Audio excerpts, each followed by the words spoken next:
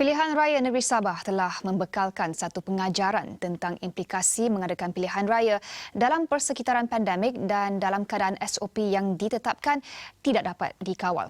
Bersama kita ketika ini untuk membincangkan penambahbaikan proses pilihan raya ialah Amirul Munir Mohamad. Beliau merupakan Ketua Eksekutif Jawatan Kuasa Khas Pembaikan Sistem dan Undang-Undang Pilihan Raya JPM.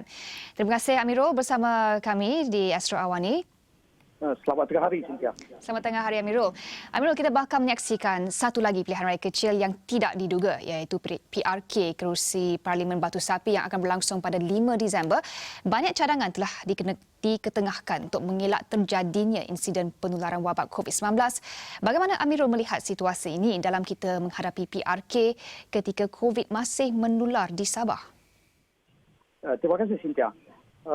Pilihan raya adalah satu perkara yang mana yang dikawal seluruhnya dengan undang-undang. Jadi setiap kali kita mempunyai pilihan raya kecil dan sebagainya, undang-undang dia adalah terpakai. Oleh itu, sekiranya kita memerlukan sebarang perubahan, undang-undang harus diubah terlebih dahulu, ya.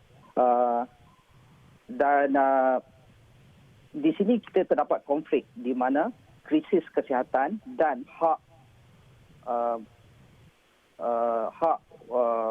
masyarakat untuk memilih wakil rakyat sebagai pengganti kepada wakil rakyat yang telah meninggal dunia.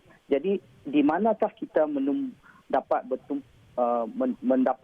titik pertemuan di antara suatu krisis, pengurusan krisis dan juga hak untuk memilih. Jadi ERC telah mengemukakan beberapa cadangan. Tapi sebagaimana yang kita sedia maklum, cadangan-cadangan ini akan hanya boleh sekiranya diterima oleh kerajaan, undang-undang perlu berubah dan kemudian barulah satu peraturan atau perjalanan pilihan raya baru yang boleh digunakan. Ya, Cynthia?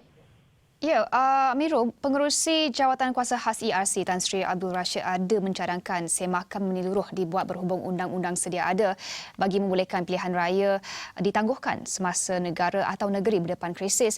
Tetapi bercakap mengenai PRK Batu Sapi tinggal sebulan sahaja, ya, apakah option atau pilihan yang tersedia di bawah Perlembagaan Negara untuk membenarkan cadangan yang dikemukakan ERC dilaksanakan? Boleh ke tidak? Pandangan ringkas saya, 1 bulan terlampau suntuk untuk kita mengubah undang-undang sedia ada. Ya? Kerana ini akan melibatkan, pertama, mungkin ada perubahan yang perlu dibuat di dalam perlembagaan persekutuan. Ya? Dan juga akta-akta yang berkaitan, akta pilihan raya, perjalanan pilihan raya dan sebagainya. Namun, ada beberapa perkara yang kita boleh perhalusi. Misalnya dalam peraturan pengundi pos, ERC telah mengemukakan 4 cadangan, iaitu meluaskan lagi, salah satunya adalah untuk meluaskan lagi kategori-kategori pengundi yang diberi ruang untuk mengundi secara pos. Pada masa ini kita hanya ada 4 kategori dan dalam pilihan raya umum yang lalu ditambahkan lagi menjadi 11 kategori golongan pengundi yang diberi hak untuk mengundi secara pos. Dan ini sekiranya digunakan oleh SPR, saya rasa ia boleh memberi ruang yang lebih kepada pengundi-pengundi untuk mengundi melalui pos bagi sebagai salah satu cara untuk mengurangkan pergerakan pengundi semasa pilihan raya. Cynthia? Jadi mengambil contoh, ya, seperti yang dicarangkan oleh Amirul ialah apa yang ketika ini sedang berlaku di Amerika Syarikat di mana pengundi diberi 3 pilihan, ya, iaitu mail-in ataupun early voting dan juga mengundi pada hari pengundian.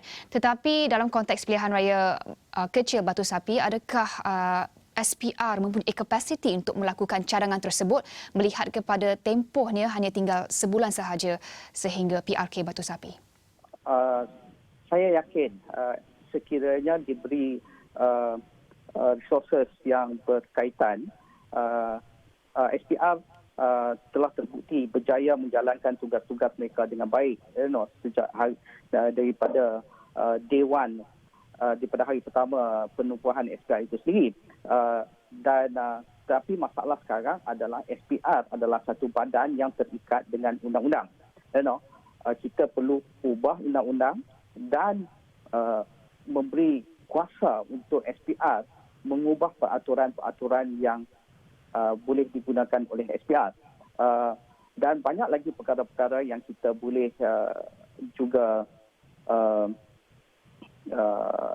perhalusi adalah memperbanyakkan pusat-pusat mengundi, misalnya supaya tumpuan pengundi itu tak berada di dalam satu tempat khusus saja. Misalnya kalau dulu kita perhatikan di Chini dan juga di PRN Sabah, number pengundi di dalam satu saluran telah dikecilkan. Jadi ini salah satu perkara yang kita SPR telah jalankan dan ini harus diperbanyakkan lagi. Okey, bergerak ke hadapan Amirul, bagaimana ERC mencadang untuk menambah baik garis panduan berkaitan pengurusan pilihan raya meliputi semua situasi kecemasan sama ada pandemik, banjir atau apa jua krisis yang dihadapi negara? Bagaimana saya katakan tadi, SPR dan juga pengurusan pilihan raya tertakluk kepada undang-undang. So, kita telah cadangkan supaya peraturan-peraturan dan perjalanan pilihan raya itu dipindah, supaya SPR diberi kuasa yang lebih untuk menentukan apakah cara terbaik bagi pengurusan pilihan raya. Sekiranya hak untuk menentukan bagaimana pilihan raya tersebut dijalankan seharusnya diberi secara meluas kepada SPR. Sekiranya SPR tidak mempunyai kuasa tersebut, SPR akan tertakluk kepada apa-apa saja peruntukan yang mereka ada pada masa ini. Okey. Baik, terima kasih Amirul berkongsikan pandangan. Amirul Munir, beliau merupakan Ketua Eksekutif Jawatan Kuasa Khas Pembaikan Sistem dan Undang-Undang Pilihan Raya di JPM.